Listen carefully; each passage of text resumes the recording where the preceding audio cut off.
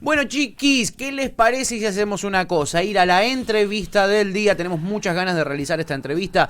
La verdad que admiramos a la economista con la que estaremos hablando ahora. La seguimos siempre. Es una referente para nosotros a la hora de saber qué sucede en materia económica. Ella es economista, es feminista, es docente, es activista abortera y es coordinadora de economía feminista, que yo les recomiendo que lo sigan en las redes sociales y que la sigan a ella también. Ay, por favor. Le vamos a dar la bienvenida de una vez por todas. Ella es Candelaria Boto. Bienvenida, Candelaria. Ya fui a Cítrica Radio. ¿Cómo estás? Hola, ¿cómo están? Qué linda presentación. Gracias. Gracias a vos por atendernos, en verdad. Gracias a vos por ¿cómo se llama? Por ser tan genia y permitirnos conversar con vos un ratito sobre estos temas que están muy en boga en estos momentos. Hay un montón de cosas que quisiéramos preguntarte. Sabemos que sos muy de explicar economía for dummies, economía muy didáctica para además. Tontis y quisiéramos que nos... Economía para no economistas, digamos. Claro, exactamente. O para los que entendemos muy poco. A mí me pasa que sos de las pocas personas que me hacen entender. O sea, de verdad me cuesta mucho la economía. Intento y hay cosas como que no puedo. Y cuando veo tus videos es como que digo, no era tan difícil. No era tan difícil, chiques, no era tan difícil. Candelaria, estamos en un momento donde Martín Guzmán pasa al centro de la escena después de ciertas diferencias con quienes comandan el Banco Central, más específicamente con Miguel Pelle, que es el titular del Banco Central, y pareciera ser que finalmente le dieron la llave a Martín Guzmán el panorama económico nacional y ha tomado determinadas medidas. Quisiera saber si podrías explicarnos qué es lo que significa lo que anunció Martín Guzmán en estos días. Sí, me interesa hacer un breve recorrido para dar un contexto, si se quiere. Por supuesto. Nosotros hace más de un año tenemos un cepo cambiario que empezó siendo de $10.000 y obviamente que ya para fines de octubre pasó a ser este cupo de 200, y después en diciembre, con la asunción del nuevo gobierno y la Ley de Solidaridad y Reactivación Productiva, se estableció el impuesto país del 30%. Hasta ahí era como, bueno, unas nuevas reglas de juego, pero eran reglas de juego muy transparentes y muy fáciles de entender. Digo, tenías un cupo y tenías que pagar un impuesto, lo que en la práctica generaba una suerte de desdoblamiento cambiario, ¿no? Porque tenías $1 para ahorrar y $1 para importar, o sea, para producir. Exacto. Lo que sucedió después durante el año, obviamente atravesado por la pandemia, por la reestructuración de la deuda y demás, es que se fue marcando cada vez más este problema que tiene la Argentina de la falta de dólares, que durante el gobierno de Macri se solucionó con endeudamiento en dólares y ahora, en el momento de reestructuración, bueno, ya no tenemos esa herramienta. Claro.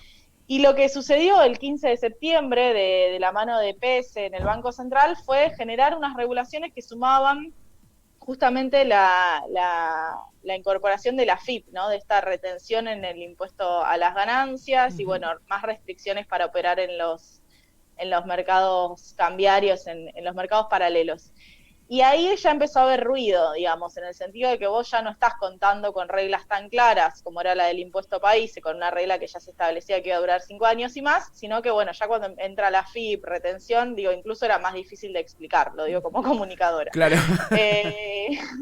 Y generar ruido en el mercado cambiario es problemático. Claro. Es problemático complejo, porque generan estas incertidumbres, y la incertidumbre es riesgo, y en nuestro país el dólar es un activo seguro, digamos, la gente se va al dólar porque confía en el verde. Claro. Entonces, si se quiere, las medidas de esta semana son un poco volver a las reglas más claras, no porque se haya dado marcha atrás en todo lo que se comunicó de Pese, pero sí en flexibilizar algunas condiciones de los mercados financieros, de donde opera el contado con liqui, sí, en particular, para poder traer un poco más de estabilidad al panorama. Bien, entendido eso, perfecto. Hay diferentes dólares que nosotros vemos cotidianamente en los medios de comunicación. Está el oficial, está el blue y está el contado con liqui también, que sería ese dólar de venta de bonos, por ejemplo, que se pueden vender acá en Argentina o en el extranjero, y es donde van, por ejemplo, toda la gente que vino a especular, ¿no? Y a comprar bonos, a hacer la bicicleta, etcétera. Ahora no les queda otra, por las restricciones que hay en el mercado, de ir al contado con liqui. ¿Nos explicás un poquitito qué es el contado con liqui para que entendamos bien? Sí, pensemos esto, como pequeños ahorristas vamos al blue, digo, quienes no tienen el cupo, quieren exceder ese cupo, van al blue, que es un mercado ilegal, pero que es un mercado para pequeños ahorristas. Sí. Las empresas y las personas con más capital lo que hacen es moverse en las bolsas y lo que hacen es una compra-venta de bonos o de letras de pesos a dólares. Entonces no es que van con pesos y compran dólares, sino que compran un bono que sea transformable a la otra moneda. Bien. Y la diferencia entre esos dos da un tipo de cambio, ¿no? Porque es cuánto vale tus pesos en relación a ese dólar. El contado con liqui se hace en mercados, o sea, en bonos que operan afuera, que están legislados, que se pueden operar en las bolsas externas. Sí. Y el MEP o el dólar bolsa son los que se operan en la bolsa de acá. Bien. Lo que sucedió con esto que decías de la bicicleta y demás, es que, y podemos dar nombres, es principalmente PIMCO y Templeton, que sí. Son fondos de inversión estadounidenses que manejan muchísimos capitales y que habían quedado con bonos en pesos. Sí. Algo que yo no dije antes es que con las medidas que tomó PESE, se imposibilitaba a los no residentes a operar en esos mercados. Entonces era un poco decirle a estos fondos, che, te vas a quedar en pesos. Claro, quédate con esos pesos. Quédate con esos pesos. Y eso es problemático en el sentido de que hizo que el mercado del contado con liqui sea un mercado muy chiquito, claro. Donde se opera muy poco volumen. Entonces, sí. Al operarse tan poco volumen, hizo que haya una volatilidad muy alta, porque cualquier operación impacta muy fuertemente. Claro. Entonces, la idea de ahora de Guzmán, yo no sé si esto ya está siendo muy complejo, me avisan cuando estoy hablando en chino, pero la idea de Guzmán es que justamente tratar de abrir un poco más eso, que vuelvan a jugar PIMCO y Templeton, darle los bonos en dólares que quieren para pasar a su moneda, sí. Y abrir un poco la cancha para que baje esta cotización paralela. Bien. Claro. ¿Cuáles crees vos, Cande, que son los resultados que se esperan? O sea, ¿en qué benefician estas medidas? ¿Qué es lo que estamos buscando específicamente? ¿Por qué? ¿Para qué? Bien, excelente pregunta. Sí, el problema de las brechas cambiarias son las expectativas de devaluación que generan. Bien. Claro. No es un problema en sí, hay una discusión igual, me gusta traer todo el panorama, hay una discusión sobre si los precios se relacionan al tipo de cambio oficial o a los tipos de cambio paralelo. Claro. Para mí se saldó en la realidad económica cuando, no sé si recuerdan, pero cuando hubo el cambio de gobierno de Cristina a Macri liberó el cepo, sí. Diciendo, bueno, total, todos los precios se referencian al dólar blue, sí. Así que no pasa nada. ¿Qué pasó? Hubo un shock inflacionario de la ONU. Sí, tremendo. Entonces, evidentemente, los precios no estaban referenciados en el blue. No. Yo creo que con esa experiencia se salda un poco la discusión. Bien, no que no tenga ningún impacto, porque obviamente la gente lo ve en las noticias encima con el cartel urgente todo el tiempo. Digo, la gente está al tanto que el dólar blue está a 180, sí. no hay dudas de eso. Tiene re claro la gente, sí. La gente lo tiene re claro, no hay dudas de eso. Olvídate. Y eso en algún punto genera algún tipo de presión o incertidumbre. La gente que vende productos que tienen muchos insumos importados por ahí no los quiere vender. Claro. Genera caos en la economía, nadie dice que no. Claro. Pero no quiere decir que toda la economía esté referenciada a eso.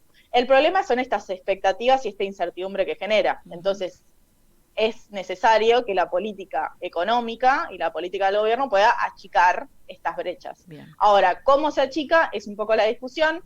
PESE lo quiso hacer con más restricciones y no funcionó. No era por ahí. Y Guzmán lo que quiere hacer, que lo viene haciendo desde las medidas no solo de esta semana, sino de las semanas anteriores, es volver a la idea de, bueno, estas son las reglas. El mercado cambiario va a estar regulado, pero va a estar regulado de manera transparente y clara, para que puedan seguir jugando, pero bueno, el Estado no va a dejar de controlar esa variable que es tan importante para la economía de todos y todas, ¿no? Claro, Total, por supuesto. total. En el comunicado que largó el Ministerio de Hacienda, que largó Martín Guzmán, explicando las nuevas medidas, puso una frase que me parece importante de analizar, que dice, todas estas medidas que se tomaron el 15 de septiembre, ocasionaron una volatilidad que resulta dañina para el proceso de formación de expectativas.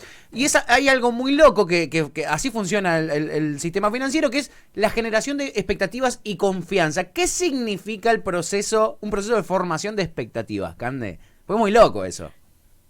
Es loco, pero en realidad es sencillo entender cuando vos pensás que las finanzas no tienen que ver tanto con el hoy, sino con el mañana. Claro. Sí. Y para eso hay que entender para qué era el sistema financiero originalmente, ¿no? El sistema financiero sirve para apalancar el crecimiento, es decir, para que la gente que le sobra plata Sí. le dé plata a los que le faltan y los que le faltan puedan usar esa plata para comprar, para producir y demás, ¿no? Sí. Esa es la idea. Entonces, el que está prestando plata no está pensando en el hoy, sino que está pensando en el mañana, en lo que le va a rendir eso. Esa es un poco la idea que está detrás. Bien. Ahora, obviamente que esto genera pensamientos especulativos porque es parte de la especulación de las finanzas. No necesariamente especulativo quiere decir que sea algo malo, sino que es tratar de pensar qué es lo que va a suceder en el futuro. Claro. Entonces, el problema de que haya unas brechas tan grandes es que tenés muchos actores de la economía que van a pensar que el gobierno va a terminar devaluando el tipo de cambio. Claro. Y si vos pensás que el gobierno va a devaluar, entonces te vas a armar y te vas a preparar para defender a tu capital de eso. Digo, fuera de las valoraciones morales, es una actitud lógica y racional. El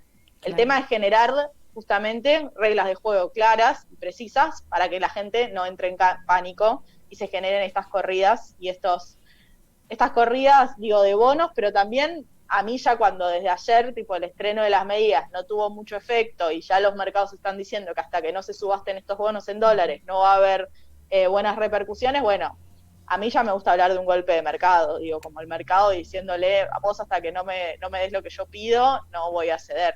Eso es lo que te iba a preguntar, Cande, porque uno siente ese olorcito, esa presión que pueden meter, Sí, ¿no? sí. Los mercados, y que a veces hay cierta intencionalidad que va más allá de quizá de las expectativas. Quizás hay un deseo de una devaluación en distintos sectores que juegan este juego, ¿no? Y que les vendría muy bien quizá una transferencia de recursos importante, como puede significar una devaluación, teniendo en cuenta que el dólar oficial y el dólar blue están a un 130% tiene una brecha del 130%. ¿Cómo se puede llegar a limitar desde el Estado, desde donde sea, este tipo de yo lo llamo extorsiones, pero quizás lo estoy diciendo mal, este tipo de maniobras de estos sectores de la economía? ¿Cómo se puede llegar a limitar eso? Bueno, yo apuesto, digo, y esto es una opinión personal, porque Sí. acá están todas las discusiones de economistas de cómo se hace para achicar las brechas. Sí. Si vos crees que hay que achicar las brechas, después tenés economistas que te van a decir, no, vos tenés que devaluar. Claro. Y aunque devaluar significa, y acá es lo que a mí me parece muy importante decir como comunicadora, Sí. que devaluar no solo significa esta transferencia de ingresos que hacías mención, Sí. de los sectores que tienen pesos hacia los sectores que tienen dólares, Sí. sino que genera un shock inflacionario que te tira por la borda todo lo que es el presupuesto 2021. Claro. Entonces, dentro de los que creemos que no hay que devaluar, Sí. están cómo se hace para evitar esa devaluación. Y también digo, no es que creemos que no hay que devaluar y lo hacemos con un tipo de cambio real que está súper atrasado. También hay que decir eso. Ujú. No hay, digo, yo no escuché todavía ningún economista serio que te diga que 180 es un valor en el cual debería estar el dólar. Es una locura pensar hoy en día en un dólar a 180. Es un Claro. dólar muy alto en Sí. términos históricos Ujú. de lo que podés hacer con esos 180. Por eso hoy en día, por ejemplo, pensando en un dólar a 180, Sí. comprarte un auto acá te sale más barato que en Estados Unidos. Claro. Como para entender un poco de qué estamos hablando cuando decimos 180. Entonces, dentro de los que creemos que no hay que devaluar porque eso va a tener impactos muy negativos para la economía, bueno, está el cómo. Un poco Claro. la idea de Guzmán en estas semanas es generar incentivos para que la gente apueste al crecimiento de la Argentina, apuesta a herramientas de ahorro en pesos. Digo, se pueden criticar las medidas en el sentido de que, bueno, para mí, y esto es una opinión personal, deberían Sí. subir más la tasa de interés, Sin digo, duda. deberían hacer por ahí reglas más claras y más incentivadoras de eso. Claro. Pero bueno, también hay que decir que no es sencillo, ¿viste? A mí no me gustan los economistas que dicen, bueno, hay que hacer esto y se solucionan todos los problemas. Claro. Claro. Porque después todos los economistas que están en los momentos de decisión nos mandamos cagadas en los momentos donde hay que decidir, porque justamente tocas una variable y te tocan todo el resto. Entonces, Claro. sencillo no es. Total. Cande, quiero aprovechar que te tenemos acá y estamos hablando de dólar, del mercado, de volatilidad, de los Expectativas. expectativas de los sectores poderosos de la economía. La semana pasada recibimos la visita nada más y nada menos que el Fondo Monetario Internacional, que entre otras cosas lo que dijeron fue no vamos a exigir más ajuste, ¿no? Sí. Como dejando de entender que ya habían pedido, que obviamente parte de las peticiones son ajustes, pero que no se van a ir que no se van a zarpar, quizás se dejó entrever. Vos que estás en este universo, ¿cuáles son las cosas que tenemos que esperar del Fondo Monetario Internacional? ¿Cuáles son las condiciones que ellos pusieron para finalmente aceptar el acuerdo que según se dice, yo no lo entiendo, vos podrás decirlo mejor, es relativamente un buen acuerdo el que hemos logrado? Bueno, habrá que ver hasta que salga para poder analizar esa información concreta y oficial. Todavía no ha salido de manera oficial. Bien. Sí es interesante pensar que en este año COVID, y yo sé que estamos muy ensimismados, porque es algo que sucede en Argentina siempre, ¿no? De estar pensando en nuestros problemas del dólar y la restricción externa y demás. Uh-huh. Pero este año estamos atravesando una pandemia, no solo Argentina, sino en todo el mundo, y eso ha generado que todos los estados tengan que salir a salvar al sector privado, básicamente, que si no hubiese muerto con la pandemia y con el parate productivo que generó. Entonces todos los países salieron a emitir mucho dinero para poder salvar a esos estados. Entonces, en ese contexto es que el Fondo Monetario incluso impulsa políticas fiscales expansivas, es decir, impulsa que los estados emitan dinero. Bien. Que es algo que históricamente es raro para el Fondo Monetario, claro, que tiene una historia de pedir ajustes fiscales a mansalva. Claro. Pero habla justamente de la necesidad de sostener el sistema. Y digo, de nuevo, el Estado salvó al sector privado, ejemplos de acá, el ATP. Claro. Si el ATP no hubiese pagado a esos 2 millones de trabajadores, digo, ¿de qué estaríamos hablando ahora, no? Total. Tal cual. Entonces, en ese contexto puede ser que sea dentro de todo un buen acuerdo. De todas maneras, yo soy históricamente desconfiada del Fondo Monetario Internacional, y yo creo que hay que tener mucho cuidado, sí, con todo lo que es reforma previsional y reforma laboral, porque ellos siempre apuntan a esas reformas estructurales y porque dentro de poco se va a discutir justamente la fórmula de actualización de las jubilaciones. Entonces, para mí hay que tener cuidado en ese sentido, sigue siendo el Fondo Monetario Internacional, pero bueno, es interesante esta discusión porque a mí a veces me preocupa cuando veo los medios de comunicación y demás, y por eso celebro que estén ustedes y en general la juventud, ¿no? Generando otros sentidos, porque bueno, tenés tipos, que siempre son tipos además, que te están diciendo baja el gasto, baja el gasto, baja el gasto, y nunca te dicen, bueno, ¿de qué estamos hablando cuando hablamos de ese gasto? Porque en particular este año hablamos del ATP, que fue al sector privado, hablamos de préstamos a las empresas, hablamos del IFE, 9 millones de personas que si no hubiesen quedado en la lona, digo, como, ¿a qué sector querés recortar? O sea, cuando decís bajamos el gasto, ¿qué querés? ¿Bajar las jubilaciones? Como claro. ese es el gasto más grande del Estado nacional. Entonces, claro, como hay que hablar más precisamente porque tiene impactos que después las personas que defienden eso no se dan cuenta de que lo que le están tocando en realidad son sus bolsillos. Digo, también los subsidios de energía lo paga el Estado. Digo, todos comemos de esos subsidios hoy en día a través de las tarifas. Entonces, bueno, es importante poder desandar esos mitos, porque es muy fácil decir algo como si fuese una solución mágica, después te quiero ver descongelando las tarifas. Claro, te quiero ver, tal cual. Sí, sí. Y Cande, ahora se está discutiendo el presupuesto 2021.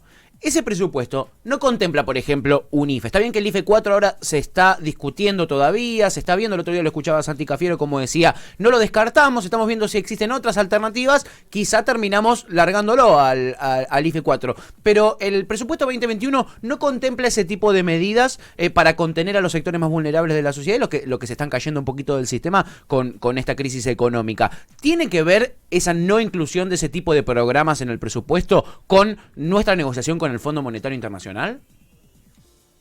Para mí es muy, muy claro y muy evidente, y de hecho hay una reducción del gasto público del 2020 al 2021, y también hay una reducción en el sentido de que gran parte del gasto está puesto en inversión pública, o sea, en obra pública. Claro. Y eso va a tener un impacto muy fuerte en términos de género, que a mí me preocupa muchísimo, porque el IFE ayudó, fue una medida muy proactiva en términos de género, porque no solo fue destinada también específicamente para las trabajadoras de casas particulares, sino también porque las mujeres estar sobre representadas en la informalidad lo cobraron en mayor medida. Claro. Y vos sacar eso y generar inversión en obra pública, está bien que la obra pública te va a reactivar parte de la economía, pero la obra pública es tradicionalmente masculinizada. Tal cual. Entonces va a haber efectos en términos de género y hay que ver qué se va a hacer desde el Estado. Quiero creer que se va a hacer algo porque confío en las compañeras que están ahí, y si no estaremos al son de la cotidianidad marcando estos límites, de que va a tener efectos en términos de género y hay que tener mucho cuidado de eso. Pero claramente no es un presupuesto que diga, bueno, listo, emitimos y generamos, Claro. sino que justamente está en línea con el Fondo Monetario Internacional. Bien, perfecto. Quería sacarme esa duda porque era una suposición que yo tenía al analizar lo que se presentó del presupuesto 2021 y si me lo dice Candelaria Boto, yo le Te creo. quedas un poco más tranquila. Me quedo tranquipanchi. No me quedo tranquipanchi por lo que significa, sino porque lo entendí bien. Igual no hagamos eso. No le crean a ningún economista, a mí tampoco. Lean a varios por las dudas. Es complejo, es Claro, complejo. claro. Y sobre todo más allá de por la palabra en sí, por como venimos hablando hasta ahora, la volatilidad de la Sí. economía en sí, ¿no? Como no es que es porque el economista no sabe o el economista comete un error, es porque hoy es esto, mañana es otra cosa, y eso es muy peligroso también, ¿no? Es como miedo, #miedo. Miedo, sí.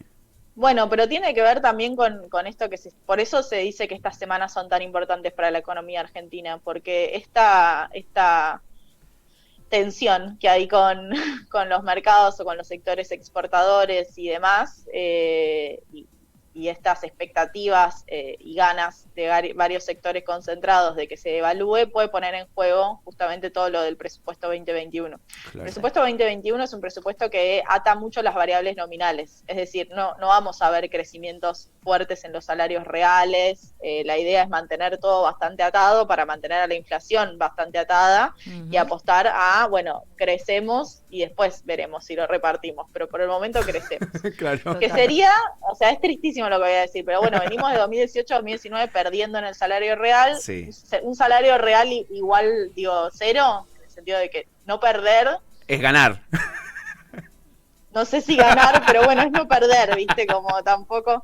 Ahora, el tema de la devaluación es que te tira por el aire eso. Claro. Te olvidás de mantener esas variables nominales y de mantener tan controlada la inflación. Pensemos que este año se está hablando de menos de 40% de inflación, cuando el año pasado tuvimos 56%. Entonces, Claro. digo, es muy importante esta disputa que se está dando por devaluación sí o devaluación no, digamos. Total. Digo, muy sencillamente. Absolutamente. Y hay muchos intereses detrás, ¿no, Candelaria? Hay también hay metidas cuestiones ideológicas, hay disputas de poder en el medio, no es solamente una cuestión económica, digo, ¿no? El tema de la puja por una devaluación, el sector del agro también luchando fuerte y jugando sus cartas también en esta pelea por la posible devaluación. No es solo una cuestión económica, ¿no?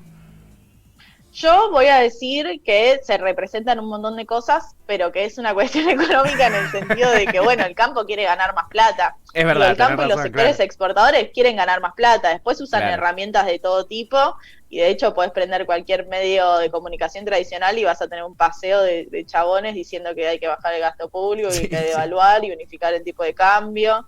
Y tenés hasta los que te dicen que hay que dolarizar. Qué sé yo. Digo, obviamente que las herramientas políticas se usan, ahora hay un elemento de racionalidad y es que el que exporta quiere que le den más dólares, quiere que le den más pesos por eso que exporta. Eso sí. Es así, claro. Es esa. Claro. Espectacular. Le daría 850.000 Sí, preguntas más, todo el pero tiempo. pero labura un montón. Sí, hay que decir igual que Cande tiene una sección espectacular en su Instagram que se llama Candesplanning, Espectacular. que explica un montón de cosas de manera súper Sí. didáctica, así que la pueden seguir en sus redes sociales, que en Instagram es @candelaria.voto, voto con B larga y doble T, y también en Economía Feminista, que en Sí. Instagram es @economía feminita, Feminita, igual que en Twitter. que les pido por favor sigan. Yo, gracias a Economía Feminista o Feminita, entendí que la economía es algo nuestro también, ¿no? Como para mí también la economía era algo de los hombres. Sin duda. Y me costaba entender, la economía explicada en boca de ellos, y gracias a este espacio dije, che, aguantá, la economía me pertenece. Exacto. La economía me pertenece también a mí, así que de verdad síganlos en Twitter y en Instagram, que es zarpado todo lo que hacen y lo que explican y cómo lo hacen. Totalmente, no se pierdan esa chance. Mil gracias. ¿Puedo hacer un chivo chiquito? Por supuesto. Los que quieras.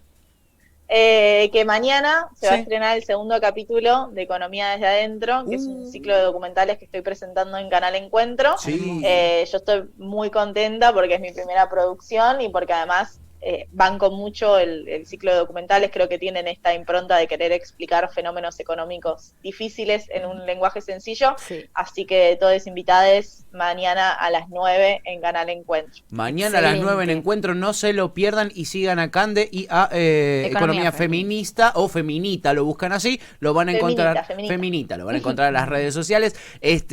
Ojalá otro día podamos hablar por fuera de la coyuntura. Quiero preguntarles sobre este fenómeno de los libertarios. Quiero preguntarle sobre tantas cosas, pero la vamos a dejar tranquila, que tiene un montonazo de laburo, como habrán escuchado. Cande, mil gracias por tomarte el tiempo de charlar con nosotros. Placer. Ha sido un placer para nosotros, para la audiencia también, que nos están llenando de mensajes. Así que te agradecemos un montón, te mandamos un fuerte abrazo.